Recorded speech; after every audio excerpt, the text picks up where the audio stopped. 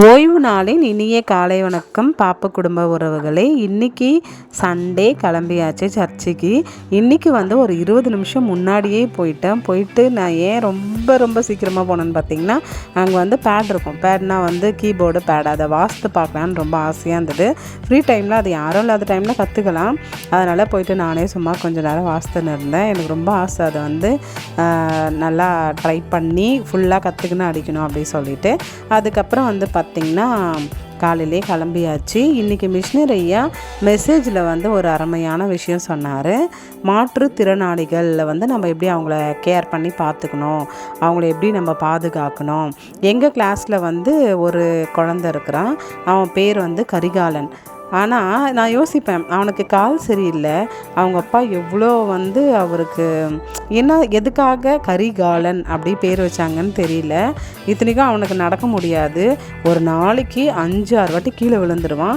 அவங்க அம்மா கூடவே தான் இருப்பாங்க. ஒரு நாள் ஃபுல்லாக அவங்க என்னுடைய கிளாஸ் ரூமில் கூடவே தான் இருப்பாங்க. இல்லைன்னா பிரேக் டைமில் பார்த்துட்டு வெளில போயிட்டு உட்காந்துப்பாங்க. ஒரே பையன்தான் அவன். ஏன் அப்படி பிறந்தான்னு எனக்கே கஷ்டமாக இருக்கும். அந்த அக்கா நான் கேட்டுனே இருப்பேன், ஏன்க்கா நீங்கள் ஊசிலாம் போடலையா? அவங்களுமே அப்படி தான் இருப்பாங்க. எனக்கு தெரியல மேம், யாரும் எனக்கு சொல்லலை அப்படின்னு சொல்லுவாங்க. ஆனால் அவங்க 2 பேருமே அழகாக இருப்பாங்க. இன்றைக்கி மெசேஜோட தலைப்பும் மாற்றுத்திறனாளிகளை நம்ம எப்படி பாதுகாக்கணும், திருச்சபையாக நம்ம எப்படி பாதுகாக்கணுன்றது தான் தலைப்பு. மாற்றுத்திறனாளிகள் அப்படின்னு ஒரு அழகான வார்த்தையை கொண்டு வந்தது கலைஞர் ஐயா அப்படின்னு தான் மிஷினரி ஐயா சொன்னார்.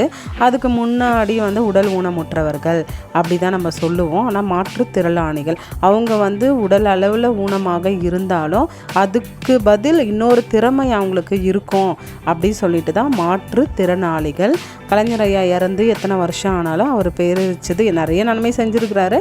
ஆனால் இந்த பேருன்றது அது எல்லாருக்குமே ரொம்ப பிடிச்சிருக்குது. இன்றைக்கி சர்ச்சிலுமே சொன்னாங்க. அதுக்கப்புறம் ஆம்புலன்ஸுக்கு 108. நீங்கள் கிறிஸ்தவர்களாக இருந்தால் கண்டிப்பாக இந்த விஷயத்தை தெரிஞ்சுக்கணும். மத்தேயு 10:8 அதை 108 வருதில்ல. அதனால் அந்த வசனம் பார்த்திங்கன்னா, வியாதி உள்ளவர்களை சொஸ்தமாக்குங்கள், அப்புறமேட்டு இலவசமாய் பெற்றீர்கள், இலவசமாய் கொடுங்கள் அப்படின்னு தான் அந்த வசனம் இருந்துச்சு. யாருக்குன்னா தெரியுமா கேட்டார். எனக்கு ஆல்ரெடி நான் இதை எங்கேயும் கேட்டுருக்கிறேன். அதனால் நான் கரெக்டாக சொல்லிட்டேன். கண்டிப்பாக நீங்களுமே யாருன்னா கேட்டால் சொல்லுங்கள். 108 அப்படின்னா ஆம்புலன்ஸுக்கு 108 அப்படின்னா மத்தேயு 10:8 வசனத்தை மைண்ட் பண்ணி தான் வச்சாங்க அப்படின்னு நம்ம எடுத்துக்கலாம்.